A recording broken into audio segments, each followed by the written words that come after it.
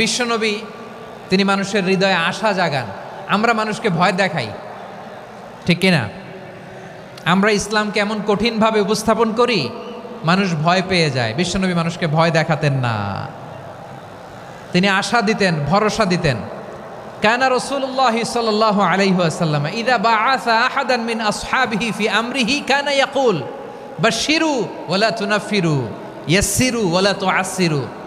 কাউকে কোনো দায়িত্ব দিয়ে পাঠালে সাহাবাদেরকে তিনি বলে দিতেন প্রত্যেককে যে বাশশিরু ওয়ালা তুনাফিরু, মানুষকে সুসংবাদ দিও, দিন থেকে ভাগিও না, সহজভাবে ইসলামকে উপস্থাপন করো, ইসলামের শিক্ষাটাকে জটিল করে উপস্থাপন করো না। সুবহানাল্লাহ, কত চমৎকার, কত সুন্দর আমাদের ধর্ম।